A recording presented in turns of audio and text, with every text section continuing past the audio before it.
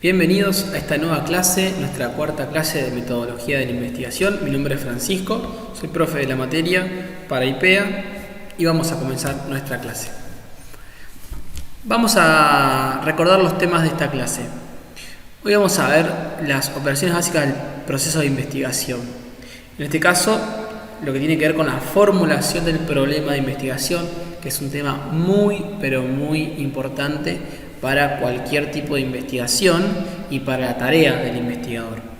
Y finalmente vamos a acercarnos a la fase exploratoria de consulta y recopilación de datos. En la formulación del problema de investigación vamos a ver lo que tiene que ver con la elección y enunciado del problema, los tipos de problemas, su definición de limitación y enunciado y los objetivos de la investigación. Bien, para ver entonces las operaciones básicas del proceso de la investigación, vamos a tratar como de ponernos como en el cuerpo y en la mente de un científico, ¿sí? Una científica. Vamos a tratar de ser científicos por un rato, al menos por esta clase. Les propongo eso, ¿sí? Para esto tenemos que también nosotros deconstruir, es decir, como romper un poco probablemente ese estereotipo que tenemos de científico, que yo me animo a pensar que tiene que ver con una persona con un delantal blanco, con unos pelos así medio así despeinados, anteojos, y como con cara de mucho conocimiento, así como también sosteniendo con sus manos a veces un microscopio o con tubos de ensayo. Bueno, hay que desterrar un poco esa imagen del científico, del ser científico, porque bueno, eso es una forma de ser científico y muchas otras quedan afuera, ¿sí? Si tenemos esa imagen. Por eso les digo que tratemos de ser científicos a partir de nuestra experiencia, ¿sí? Y de nuestra vida cotidiana. Hay muchas personas que son científicos que no usan guardapolvo blanco, que no investigan con tubos de ensayos, que se peinan. Entonces, esto es importante, ¿sí? Vamos a ser científicos por esta clase. Bien, desde los inicios de la humanidad, ¿sí? Todas las personas que se dedicaron a la ciencia, al conocimiento, siempre tuvieron delante algún problema o algunos interrogantes que debíamos resolver como humanidad, como sociedad, como grupo, como cultura. Allí entonces los científicos entran o nacen desde ahí, como ustedes quieran pensarlo, para hacer sus preguntas científicas y empezar ese proceso de investigación. Esto es muy importante, ¿sí? Porque todas las investigaciones vamos a ver si hay distintos tipos, pero tienen que ver con interrogantes, con preguntas, con cuestiones, debates de la humanidad, ¿sí? Que tiene todavía la humanidad.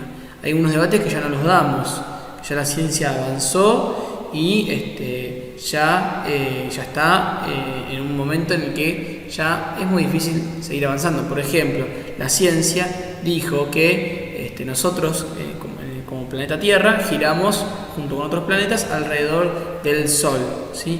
Eso que se dijo, lo dijo la ciencia, con Galileo Galilei. Antes no se consideraba así, se consideraba que la Tierra era el centro del universo.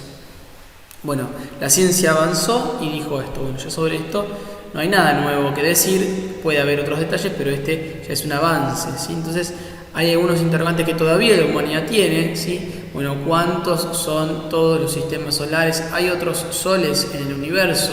Bueno, todos esos interrogantes que la humanidad tiene todavía, por ejemplo, la ciencia, los científicos y científicas lo siguen investigando. La formulación del problema, entonces, a investigar supone la determinación de lo que se pretende investigar y su finalidad. La determinación, ¿sí? El querer investigar determinado problema. El proceso entonces de investigación, si lo tendríamos que resumir de forma muy muy sintética, podríamos decir que contiene estos tres elementos. Por un lado, el problema que tenemos enfrente. El problema en este caso que Galileo Galilei detectó que nosotros en realidad girábamos alrededor del Sol. Bueno, eso fue un problema, ¿sí? Conocer nuestra ubicación. en el universo, era un problema. Bien, allí entonces, cuando tenemos un problema bien identificado, como vamos a ver, nace el proceso de investigación, con todas las herramientas como vimos en las clases anteriores y en las que vamos a ver de manera consecutiva en las próximas clases. Finalmente, luego de todo el proceso de investigación, viene una respuesta. Esa respuesta puede ser favorable, desfavorable, va a afirmar la hipótesis que tiene inicial, la va a cambiar, la va a refutar, es decir, pueden pasar infinidad de cosas. Bien, vamos a ver entonces estos tipos de problemas, los tipos de problemas que tienen que ver con problemas de investigación, problemas del científico. Los problemas de investigación, los problemas del conocimiento, los problemas de la ciencia pueden ser de tres grandes tipos: teóricos, prácticos o teóricos prácticos. Los teóricos son problemas que quizás no tocan la vida cotidiana de la gente, porque son problemas que tienen que ver con aumentar el conocimiento en algún área, ¿sí? O generar un nuevo conocimiento teórico, conceptual. No tiene que ver quizás con una necesidad concreta y práctica directamente, pero sí va a tener referencia seguramente. Tenemos también los tipos de problemas prácticos. Allí entonces nos encontramos con que hay problemas y que el objetivo de los problemas prácticos tiene que ver con el progreso real de la sociedad, ¿sí? El avance de la sociedad a un lugar mejor. Allí entonces nos encontramos con estos tipos de problemas, los que tienen referencia, relación con la sociedad de forma directa. Por último nos encontramos con problemas teórico-prácticos. Estos, ¿sí? Son problemas de información desconocida y cuya solución busca resolver problemas prácticos de la vida diaria de las personas, ¿sí? Es la unión entonces de los dos anteriores. Vamos a ver los requisitos para elegir un problema de investigación. Cuando pensamos en un problema de investigación, recuerden, esto ya lo dijimos en las clases anteriores, tenemos que, y hoy vamos a ver específicamente, elegir muy bien el problema, ¿sí? Toda investigación, la investigación en sí misma de algo puede fallar si no elegimos bien el problema, si no nos hacemos las preguntas iniciales para elegir bien el problema que voy a investigar, ¿sí? Bueno, algunos requisitos. Experiencia en el tema, ¿sí? El investigador debe tener experiencia en el tema que va a investigar. No nos podemos investigar. Por ejemplo, imagínense, nosotros somos investigadores de las ciencias sociales. No nos podemos poner a investigar sobre algún tema de física porque no tenemos experiencia ni conocimiento sobre el tema. Entonces es fundamental tener experiencia en el tema, formación, ¿sí? Ver la experiencia de los demás, etc. Tiene que ser un tema importante, relevante, ¿sí? Como vamos a ver. Tiene que ser un problema coyuntural, como se dice muchas veces, un tema de agenda, ¿sí?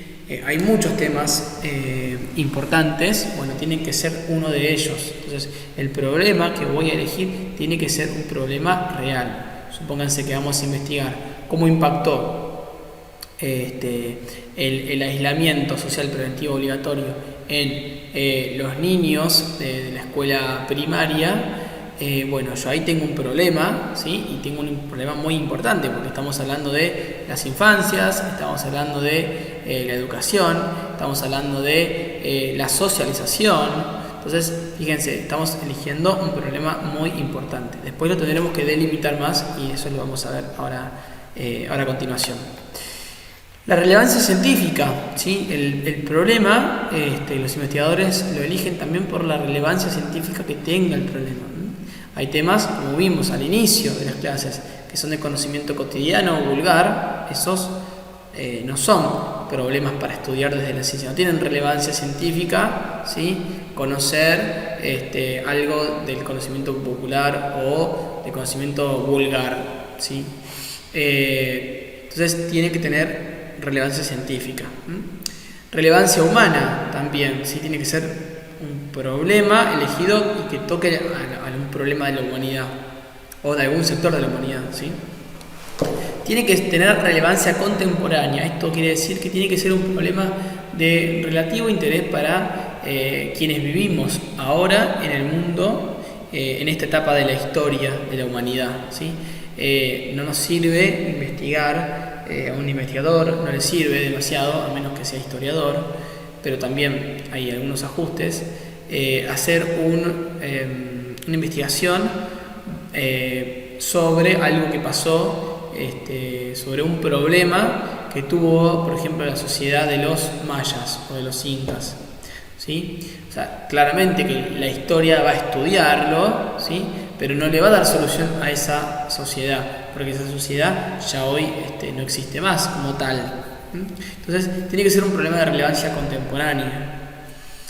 Finalmente, tenemos que el investigador tiene que tener conocimientos para el manejo del problema. Bien, decimos también que tenemos algunos requisitos para elaborar un problema de investigación. El problema está en la sociedad, pero yo tengo que reformularlo, tengo que elaborarlo, tengo que poderlo decir. Y ahora vamos a ver formas de decir ese problema. Lo puedo decir, como vamos a ver, bajo una forma, una pregunta o un propósito, pero yo tengo que poder elaborar el problema, elaborarlo discursivamente, elaborarlo de forma escrita, narrada, ¿sí? O escribir el problema, para poder verlo, para poder incluso más reducirlo, ajustarlo, afinarlo.